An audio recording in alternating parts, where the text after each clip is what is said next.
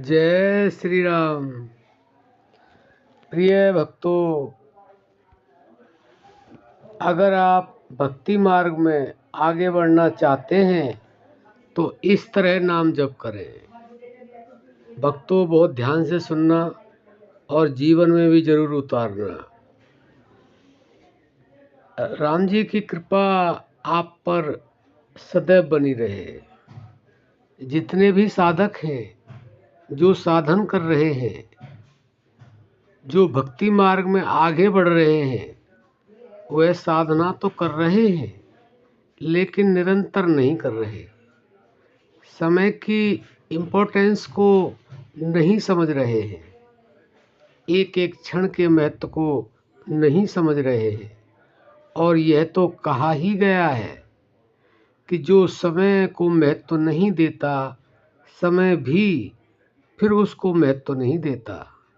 जो समय की इम्पोर्टेंस को समझता है, सफलता उसी को मिलती है। समय किसी के लिए रुकता नहीं है। चाहे संसार में सफलता पानी हो या आध्यात्म मार्ग में, दोनों में ही समय का बहुत महत्व है। जिनके गुरु नहीं है और जिनको सही सही तत्व ज्ञान अभी नहीं हुआ है, उनका तो ठीक है, लेकिन जो साधक हैं और भगवत मार्ग में आगे बढ़ रहे हैं, जो भगवत प्राप्ति करना चाहते हैं, उनको तो समय की कीमत समझनी चाहिए। जैसे कि आप ऑफिस में बैठे हो या कहीं सफ़र में भी हो या सड़क पर पैदल चल रहे हो, तो साथ साथ में भगवान नाम को जोड़ दीजिए। आप जिस किसी भगवान को मानते हो, उनके नाम को उठते बैठते, खाते पीते हर अवस्था में लीजिए। ऊपर श्वास लेते समय आधा नाम भगवान का और श्वास को छोड़ते समय आधा नाम भगवान का ही तो जोड़ना है।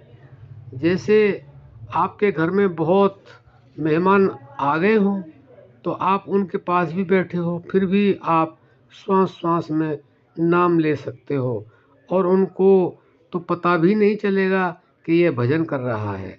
वह तो बल्कि खुशी ही होंगे कि हमारे पास बैठा है। इसी तरह आप अपनी कमाई कर सकते हो। बुद्धिमानी जीव वही हैं जो खाली समय का भी फायदा उठा लें और कमाई कर लें। इसी तरह से आप भक्ति में आगे बढ़ते ही रहेंगे, आपकी प्रोग्रेस ही होगी, आप उन्नति की तरफ ही बढ़ते जाओगे और इसी तरह एक दिन आपको भगवत प्राप्ति भी हो जाएगी। तो प्रेमी समझो, आपने ये ध्यान से सुना होगा। अगर आप इस तरह से भक्ति करेंगे, तो इस तरह से नाम जप करेंगे, तो आप अपनी भक्ति में इतना आगे बढ़ जाएंगे कि आपको पता भी नहीं चलेगा। आशा करते हैं आप इसको अपने जीवन में अवश्य उतारेंगे और जीवन में उतारने के बाद में आपको परमात्मा की प्राप्ति अवश्य होगी। अगर आपने यह निरंतरता से और एकाग्रता से अपने जीवन में उतार लिया तो। अब हम अपनी वाणी को विराम देते हैं। जय श्री राम।